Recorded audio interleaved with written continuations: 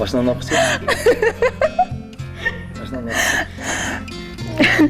Мен жолдошуму көргөн жерде урушуп сүйлөнө берем. Бүгүндөн кийин акча сурабайм дейт. Бар экен. Бүгүндөн кийин акча сурабайм дейт. Бергенине ыраазы болуп жашайм. Ушуга кандай карайсың деди.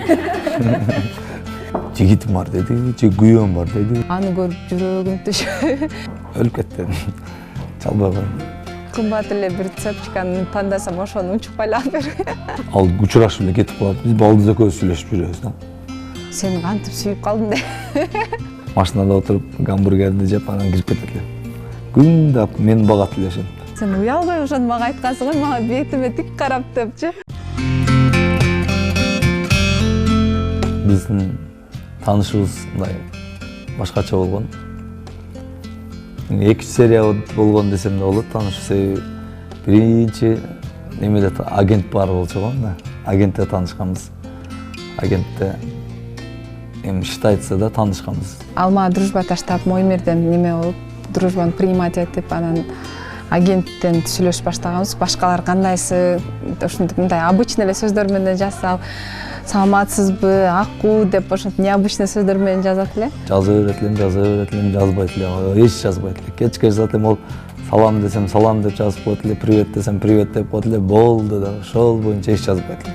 12 мартта окуудан чыгып, неме досум экөөбүз кетип атсак, ал деле досу менен машинадан мени көрүп калыптыр, жолдон көрүп калып, токтоп түшүп. Тийсең деп калды эле, тийсем карабайт. 1-2 дагы тийиштим, карабайт. Майны да берген жок. Мындай жол менен басып кетип атат. Көңүл да бурган жок. Анан жиним келип кетти да. Мен ушундай бир нерсеге жетем деп максатыма жетиш үчүн аракет кылам да, до конца аракет кылам. Жиним келди, аны токтот дедим. Не кыласың деди. Барып азыр таанышам дедим.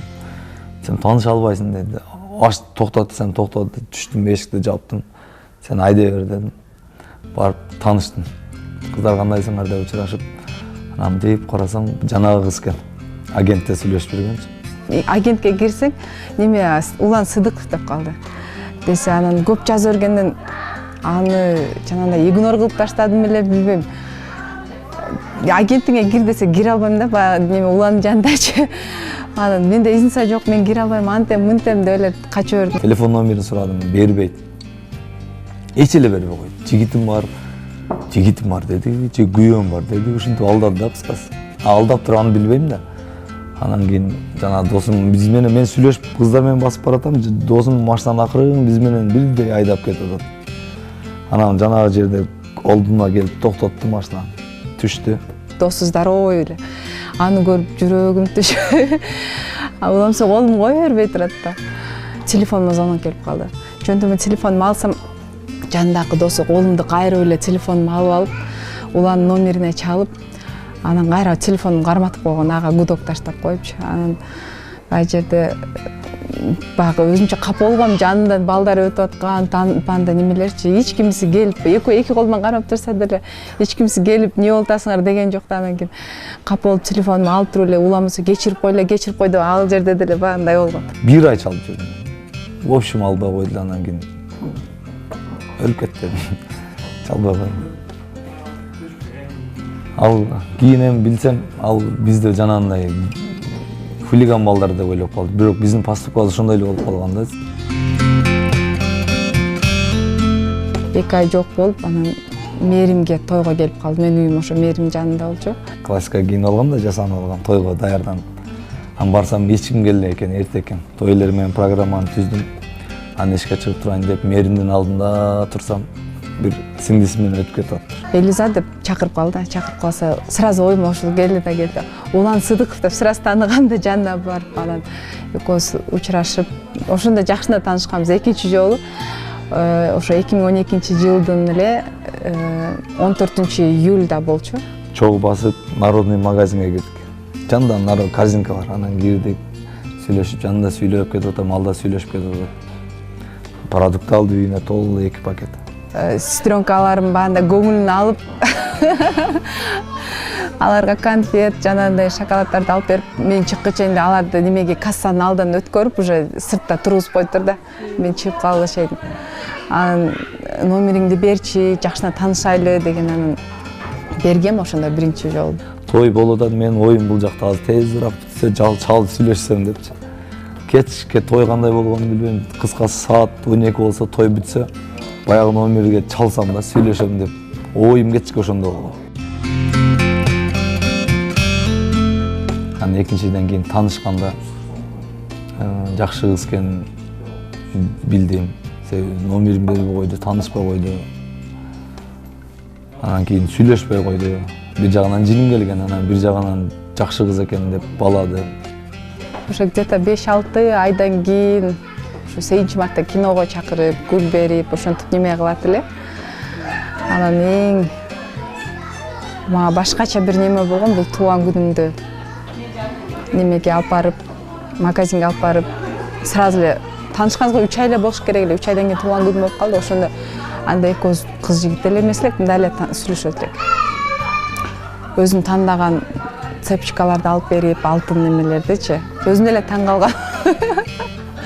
Кымбат эле бир цепочканы тандасам, ошону унчукпай эле алып берген. Күндүзү жолугат эле көп нерсе. Себеби кече 6-дан кийин вообще эч көчөгө чыкпайт эле. Себеби жалгыз кыз да. Биз кечке маал жолукканда апасы экөө кошо чыгат эле да. Апасы башка жакта отуруп турат эле, биз экөөбүз сүйлөшүп анан кетет эле. Баарыбыз менен жанагындай отдельно отурбайт элек да. Только ошо чогуу отуруп сүйлөшүп, жарым саат, 1 саат сүйлөшүп коюп эле кетет эле. Бана отдельно экөөбүз иш жалгыз калып свидание болуп отур. Жийиним келип, неге мынтип атат десем билбейм. Анда мындай ушу через жалаң ушу балдыздар менен азыр да жакшымын да. Туулган күнүнө деле чакырганда тоже ошо бөлөлөр менен баргам, өзүм жалгыз барган эмесмин. Анда эле үйдөгүлөргө досум деп атып, апам неме ортобузга чыгып неме кылган. Где-то жарым саатка жөнөткөн, бирок биз 3 саат жоголуп келип кечирим сурап үйдөгүлөрдөн. Ал немеге практикага чыгат болчу, финанс кредити биздин жаныбызда. Обедте мага гамбургер алып келип берет эле. Чыгың жеп алың дейт эле, мен чыгат элем, машинада отуруп гамбургерди жеп анан кирип кетет элем. Күндө мен багат эле ошентип, студент болуп жүргөндө күндө тамак алып келип берет эле. Анан ошондо өзүм мындай как жубайдай сезе баштагам да, себеби өзүм бактылуу сезип сонун экен да. Сени бирөө карап, курсагың жөнүндө бирөө кабатыр болуп, анан курсагыңыз ачтыбы, мынаны жеп алың десе жаман приятный болот экен.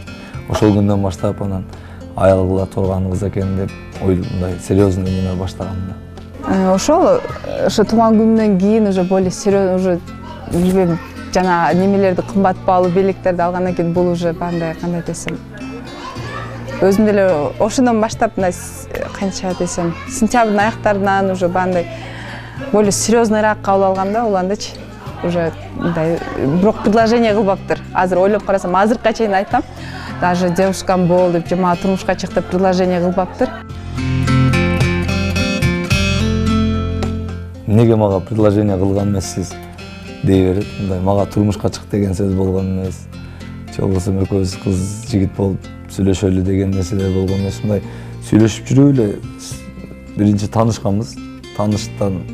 Танышымда как жөн эле знакомый катары дос окшоп таза сүйлөшүп жолугуп жүрүп, кийин сүйүүгө айланып, ошол боюнча анан кийин үй бүлө куралып кетти.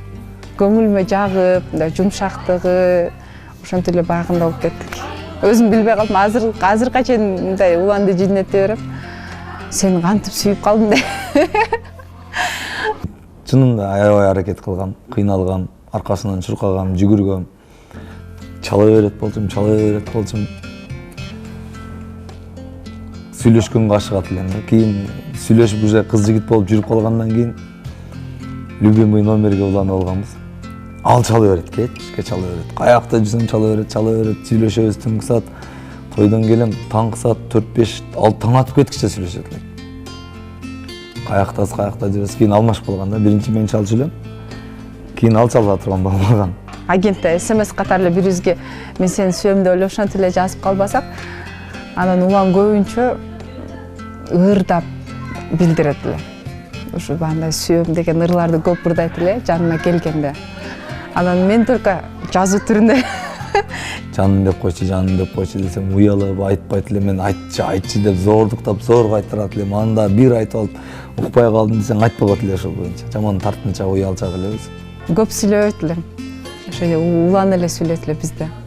Унчукпа күлүп мындай күлүп эле отура берет элем да улан жанындачы. Аз деле ошондой тартынча кем сүйлөбөйт. Тойлордо мисалы үчүн 5 өкүл ата өкүл эне болдук. Вообще сүйлөбөйт. Бир да жолу тойдо только мен сүйлөйм, кошулам деп коет, болду.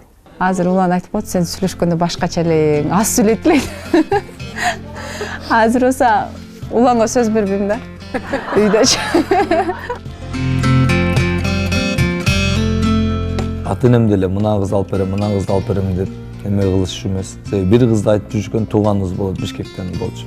А мен ал макул болбой койгом.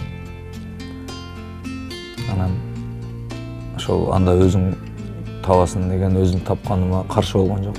Жолугуп көрөйлү деди, ата-энелер жолугушту, сүйлөштү, ыраазы болушту. Бирок мен ата-энем кандай десем, ошо уланын ата-энеси айылда турган үчүн, мен өзүм шаарда өскөн үчүн ата-энемде бир аз каршылык болушту. Үйдөгүлөр ушундай деп атышат дегенде, улан өзү апам менен жолугуп, сүйлөшүп жүргөндө эле жолугуп, апама айтып, турмушка чыкканга чейин папама мындай айтпайт элем да көп нерсеничи. Анан папам деле сен айылда кантесиң дегенде, папама айткам да. Папа, мен жакшы көрөм аны депчи. Азыркача базактайт. Сен уялбай ошону мага айткансың го, мага бетиме тик карап депчи. Мен билбейм, башка өзүмдү башка бирөө менен элестете албайм. Ол өтө мындай жөнөкөй адам. Анан кандай десем, мындай любой жерде мындай душа компания да. Анан өзүнчө жагат эле баягы постоянно күлдүрүп, шайыр жүрүп, анын жанында башкача да мындай настроениең башкача болуп жүрөсүң. Анан папама деле ошентип айткан, мен баарына чыдайм, папам деле айткан. Чыдайсыңбы? Бул сенин турмушуң, өзүң бил деп ошентип айткан. Анан баарына чыдайм мен деп турмушка. Биз 1 жыл 3 ай сүйлөштүк. 1 жыл 3 ай сүйлөшүп, анан бирок көп айтчу улан. Мен 1 сентябрда үйлөнөм деп айтат эле. А мен серьезно кабыл албайт элем да, мен пока еще турмушка чыкпайм, окуумду бүтөм деп өзүмчө ошентип жүргөм. Анан айтып берет эле, мен 1 сентябрда үйлөнөм, 1 сентябрда той кылабыз дейт. Өзүнүн туулган күнү 1 сентябрь эле да. Ошого неме кылат эле. Анан 25ке чыгат эле өзү. Ошол анан серьезно кабыл албайт элем. Анан бирде эме болуп калышты. Бөлөм турмушка сөкө салып турмушка чыгат деп ошонун тоюна даярданып аттым мен. Анан уланга ошентип айтып калдым. Бөлөм турмушка чыгып атат, сөкө салып кетти, анты мынты деп уланга айтып калсам, болду, намектти түшүнүп, мен деле неме кылабыз, биз деле үйлөнөбүз деп калды. Анан мен өзүм оюмдай өзгөчөлүк кылам деп ойлоп жүрчүмүн кичинемден. Ушу жана айланган, гүйлөнгөн немелерди эртерээк бүтүрүп койгон, ошо ЗАГС күнү эртең менен Бишкекке учуп аэропорттон. Мен ушу 2 жаштайм, биз может жакын достор или экөөбүз эле карап, шартка карап, анан сөзсүз жанагы оператор Бишкекке учуп, анан Бишкекти айланып 2 саат. Анан кайра Бишкектен самолеттон түшкөндө ошо аэропорттон жанагы кортеждер тосуп алып, анан ошто айлансак деп ошону ниет кылып жүрчүмүн. Анан ал нерсе ишке ашпай калды. Себеби өзүбүз мына кыздын үйүнө 2де келдик. Тойду 1 сентябрга ресторан бошобой калды. Ресторан бошобой калып, 9 октябрга жылып кетти, ошо 1 ай срок болду. Анан ошол олигархты жакшы көрөт экен, ниет кылып жүрчү экен, ошо олигархта той болсо деп. Анан кайсы ресторанды сүйлөшүп атабыз дедиле. Ошо олигарх десем, ошо мен да олигарх деп, олигарх жакшы көрөм деп, экөөбүздүн оюбуз бир жерден чыккан. Анан тойго жакын ооба өзүмчө байкында болгом, ата-энеме билдирбесем деле байкындай болуп ойлонуп, кантеткем деп, бирок өзүмчө бул жактан сырттагыларга уверенный жүргөм. Ичимен бирок жанагындай болгон үчүн резко арыктап кеткем. Чересчур байкындай свадебный көйнөктү деле заранее өзүмчө баягы көйнөктү алып кетпесин деп өзүмчө уланды неме кылып бронировать этип заранечи көйнөктөрдү даярданып баягы примерка кылып бар жокту кылып даярдап коем. Той күнү барсам уже жана көйнөгүм саз келбейт да, чоң келип калган. Сыр десе де болот, мындай ачык чындык десе де болот. Ар бир жигит үйлөнүп атканда 3-4 кызды вариант кылат да. Ойлоп койгон болот, мисалы сүйлөшүп жүргөн кыз болот, дос кыз болот, тааныш кыз болот, кыскасы 1-3-4 вариант болот. Себеби үйлөнөргө жакканда кыз тандап каласың да. Ага чейин сүйлөшө бересиң. Чындап үйлөнүп, ушул тойду белгилейм деп калган, чечим чыгарыш керек болуп калганда уже серьезный мамиле кыз издей баштайсың да. Салыштыра баштайсың бири-биринечи. Салыштырып, мына кызга үйлөнсөм, характери начар дейсиң. Бул кызга үйлөнсөм, кыскасы бардык жагын карап туруп анан бардык жагы төп келишкен ушу Элиза болуп чыккан да. Мунун жөнөкөйлүгү жагат мага. Мага эми эмнеси жакты жанагындай решительный эле да. Бир нерсени айтканда ошону так аткарат да. Анын ак көңүл, кандай десем, шайыр жүрөт эле. Мага ошондой адамдар жагат да. Көп деле мага мындай сен шаарда чоңойгонсуң, айылда кантесиң деп көп айтышты. Анан билбейм, уланды, катуу сүйгөн үчүнбү. Жакшынакай кыздар сөз түрдө мындай высокомерная болушат, гордая болушат. Көп нерсе да ушундай жакшы, тем более городская кыз да. Шаардын кыздары анан сулуу кыздар мындай бой көтөрүп, анан башкача болушат. Сулуулугуна ишенет. Балдар деле ошондой. Сулуу балдар, сулуу кыздар кичине бой көтөрөт. Мындайраак адамдарды карабайт. Анан бул андай эмес.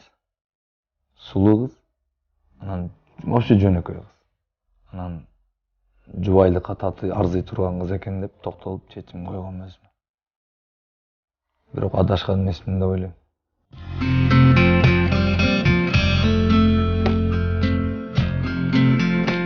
Ушул немеси да. Азыр кеч калып келдик го силерге да. Көп күттүрүп коет. Бир жака барарда ушу күтүп отурам да. Мына түшүп кетип атам дейт.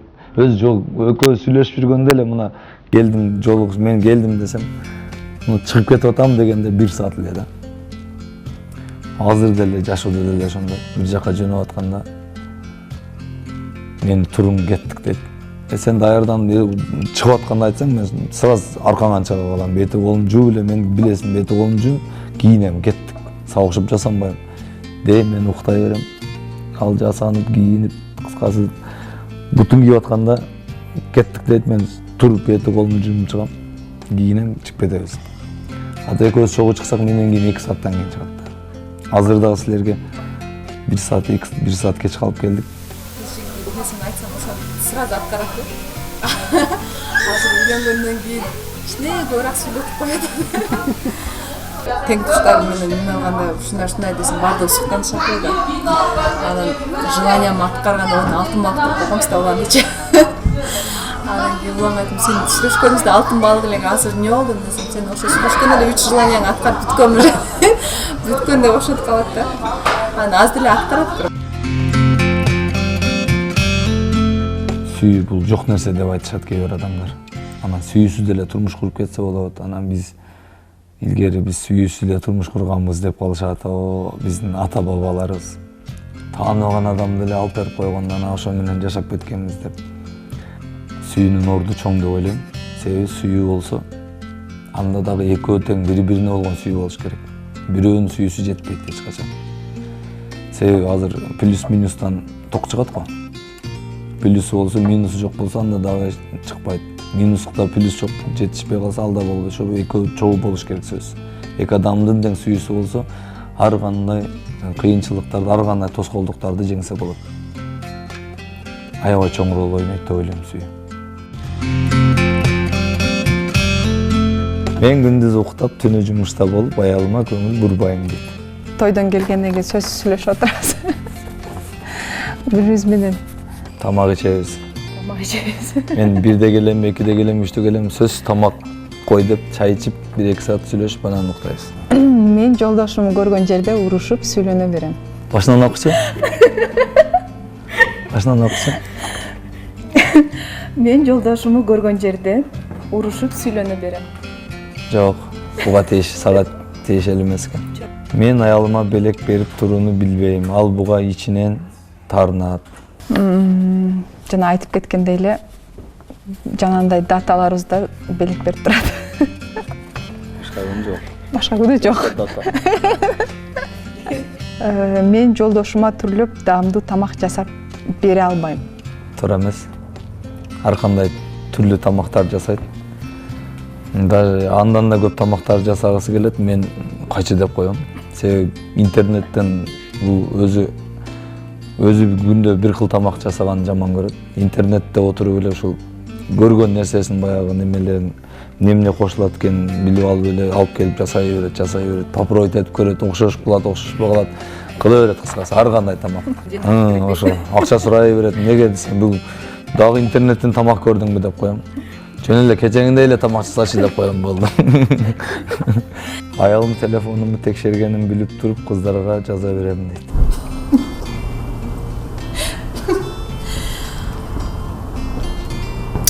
Бир-эки жолу көргөм, жазган. Бирок ошо сагым кандай соң ошондой эле сөздөр болгон. Кызганам.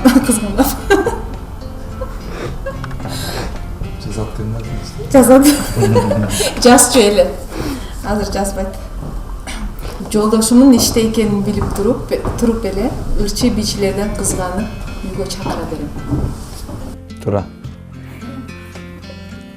Ырчылардан, бичилерден кызгана берет. Олордун деле күйөөсү бар го, десең деле болбойт.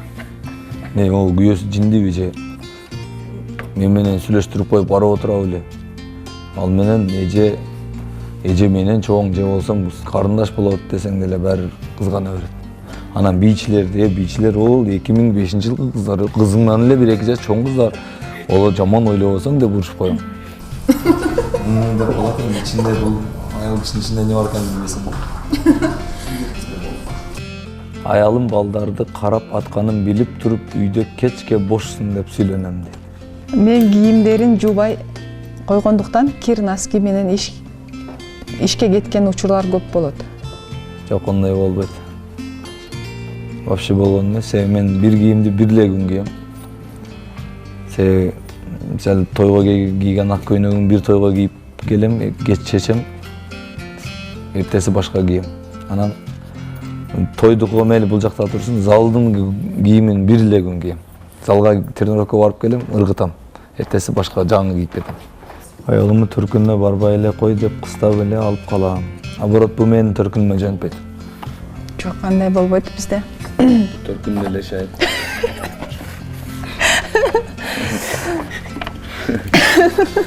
Наоборот. Сен ата-энем куршап да. Мына ата-энесин кошто, анан жерде 500 метр. Нары бери. Олар кеткен эттесек барып. Наоборот, менин төркүнгө жөнөтпөй турат. Жок, мен жалгыз болгон үчүн улан тез жөнөтүп турат, үйдөгүлөрдү сагындырбай. Кайын журтума барып кызмат кылгым келбегендиктен эч кимди чакырбай, барбай эле коелу деп көп айтам. Монтип айтпайт. Жок, алиги жактырбагандыктан неме болбойт. Просто азыраак барабыз. Себеби айылга менин ишим бул жакта болгондуктан жумасына эле барабыз. Күндө барганга шарт жок. Себеби мен жумуш болот. Анан бала чака бар. Ошогондо гана барып турабыз.